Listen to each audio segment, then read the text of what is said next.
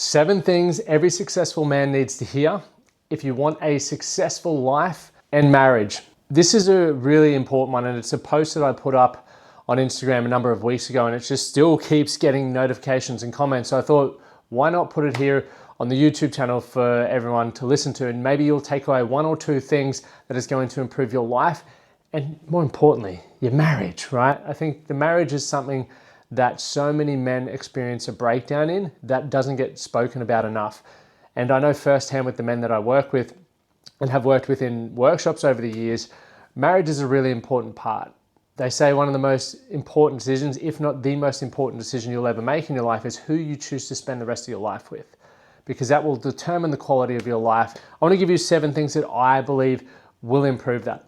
If you're tuning in here for the first time, my name is Lachlan, Stuart, and I am a life performance coach based in Brisbane, Australia. You can probably hear it in the accent, but I appreciate you stopping by. What I focus on is helping men like you take ownership of your life and see what you're capable of by going through the core 4, which I call the strong body, calm mind, clear purpose, and confident life. Today's topic is really going to dive into those last 2 around confident life and clear purpose. We're going to help you dial in on these ones, but let's get into it. First one, probably the most direct one we've got. Prioritize your marriage. Now, as I said on the thing, I said, easier said than done. Your wife isn't a box that you tick after work, the gym, and your goals. She's the foundation everything else stands on. Get this wrong and nothing else really matters. Think about it like this. I have seen so many blokes who are willing to do whatever it takes to win their wife back, but they're not doing whatever it takes to continue growing their marriage. Because when it appears like it's going well, that's when we tend to neglect things. And I don't want to sit here like I'm on a white fluffy couch like I am. I want to be honest, because I know this happens in my own life. When I'm focusing on growing my business or I'm training towards something, I definitely neglect and take for granted my wife. And I know that if I hadn't built up enough deposits in the bank, meaning I continue to invest in our relationship regularly, that occasionally you got to withdraw some of that when you sacrifice time or you're stressed or you're in a bad mood, that I wouldn't have the marriage that I have. And so every single day I'm continuing to do things that I've always done that I believe in the first place made Amy fall in love with me, but also make me love the relationship as well. Ask yourself, are you doing similar things in your marriage? Or are you letting your wife sit on the sidelines while you pursue your career or whatever it is that you're working towards? Because I can tell you, mate, that if you ever reach out to me and it's because your relationship's falling apart, we'll probably have a conversation and ask, at what point did you feel that it was slipping away? And you might say, oh, it's only been recent. But if we dig deeper, it probably started years before you even realized it.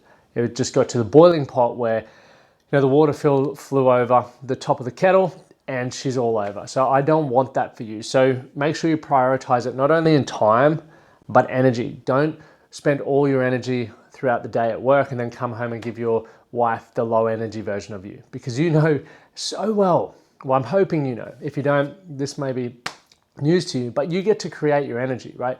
I make all my clients wear a Whoop and people go, oh, what about wearables? They're so inaccurate, etc.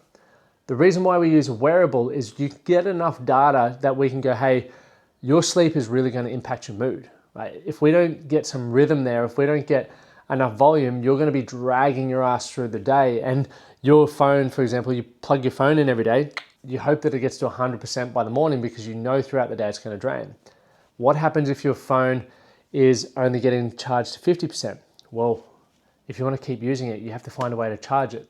The problem is with ourselves, we don't find a way to recharge during the day. We just get snappy or irritable. So I want you to think about that. Make sure you prioritize your marriage. The second thing, look after your body. No brainer. You've heard me speak about it a lot. Your body is the vehicle, your mind is the driver. So if you don't invest enough in your body so that it can do and complete the demands that your life puts on it, you're always going to be dragging and falling behind. And you're going to go, oh, I can't do that because my sore back, or I wouldn't be able to experience that or go on that adventure because my health, or you might walk past the mirror enough and just start telling yourself a poor story like, I'm not good enough. So work on the body. And what I said here is this. It's much easier to be a great husband, father, and operator when your body is strong. Eat clean, train hard, recover well. Once again, Whoop allows great data for that, but so does other decisions that you'll make. People treat you differently when they know you look after yourself, but you've got to earn it first. And that's true. Like, whether you want to admit it or not, if you look strong and healthy, people will treat you differently to if you don't. And people may go, that's so wrong. Maybe it is, maybe it isn't, but that's just reality. Third one, don't take criticism from people you wouldn't trade places with. What I wrote was, everyone has an opinion on what you should do. Very few of them ever ask what you're actually building or what matters to you. Take advice from people whose lives you'd swap. That's the fastest way forward. And I'm very honest with you guys. I don't think there's a single person on the planet I would trade places with. There are elements of people's lives that I would love to have more of. You know, I would always love to have more wealth. I would love to have some gnarly experiences. I would love to be invited to hang around certain people. But if I look at the overall part of someone's life, I'm like, maybe I wouldn't be prepared to do what they had to do to get there. The sacrifices, the hard work, etc.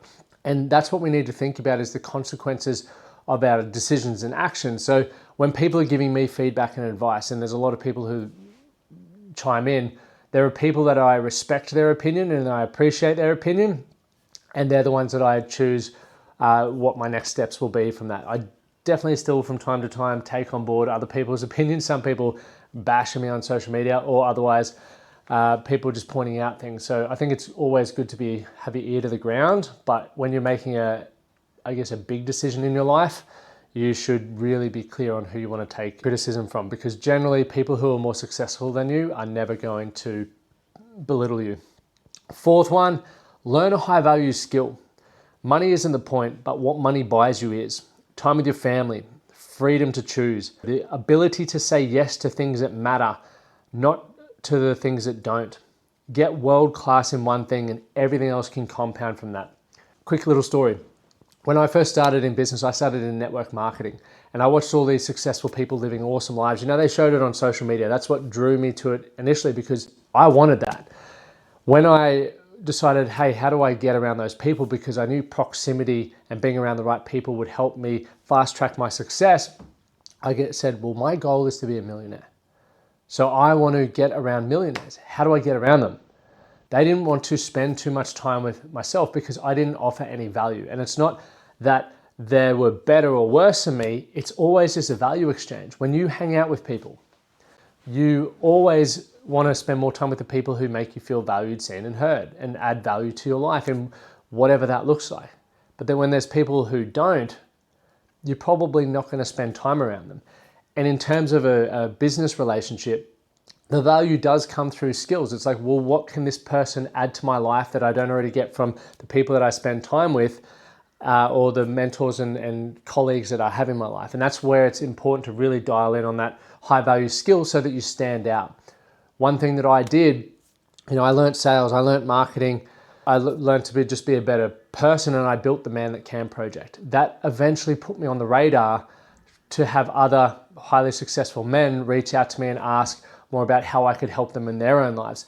And then when I started mentoring them and people saw that, it got me into different networks. And that was from the high value skill and the high value community that I created. Number 5, commit. You got to be committed. The world is changing fast. There has never been more opportunity in front of us like right now. The only real question is, will you commit? Most men won't. And that's exactly why there's upside for those who do. I've spoken about this a lot, right? When we have a choice and a commitment, it just means we're just removing every other possibility.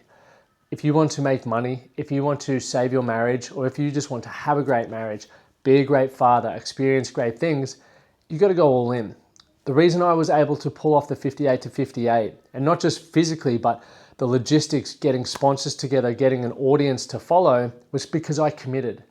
Nothing else was going on in my life at that time. That was everything to me. From the moment that I woke up to the moment that I went to bed, every decision was, will this move me closer towards my objective here? And if it didn't, I wasn't doing it. So make sure you commit. Number 5. Number 6, easier said than done, but remove negative people. And how often have you heard this?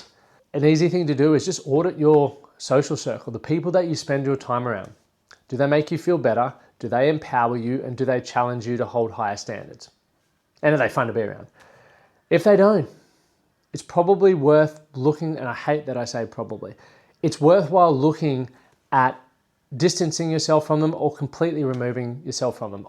I used to be like a hardballer, hardliner in that you should just completely cut them out. I disagree with that now. I would just say distance yourself and enhance your time with those who are going to pull you towards where you want to be. So small minds, constant complaints, cynicism dressed up as being realistic. Mate, anyone who's done something great isn't realistic. Like, how the hell did I pull off the 58 marathons in winter across 2 countries? No one thought that was possible. But you have to dream big and you have to build the team around you. It's one of the chapters in my book called Believe or Leave, and it's a state of I'm forgetting the chapter, but anyway, a state of excellence, I think it was, where it's believe or leave. If people don't believe in you, it's time for them to leave if you're working towards something important. So one of the most powerful things I ever did was walk away from negative people and walk towards the optimistic ones. Not the completely airy-fairy ones, but the ones who had runs on the board and just who always looked at things as an opportunity. And if there was a problem there, they would find a solution. Now, finally, number 7, work your mind. A chaotic mind creates a chaotic life. Your thoughts shape your beliefs shape your behavior shapes your results. And if you're not actively running your mind, it's running you. I talk about that a lot with the coaching that I do in my full capacity intensive with the blokes that I'm working with one-on-one. We help you create a calm mind because you're either feeling overwhelmed or anxious, and they can be one and the same, but they're also very different in how you solve them and get your mind calm underneath that. So that is going to be an important one. None of it's complicated. The thing is that you just need to slow down enough to go, well, what needs my priority here? And the things that I'm doing, am I doing them to the best of my ability to get the results that I want? It's very easy to go, well, I'm not getting the results, so I need to add more, I need to do more. But quite often, all you need to do is get honest with what you're actually doing and ask yourself, is this the best thing I could be doing, or should I remove that and replace it with something else? Because I know you want to be better. You wouldn't be listening to this if you didn't. You wouldn't want to have a better life, and you wouldn't want to have a better marriage. Now, there's so much more we could dive into around that, but this is a short, sharp one for this week. I might even drop a second episode. Thank you for being here. My name is Lachlan Stuart, and I will see you in the next episode.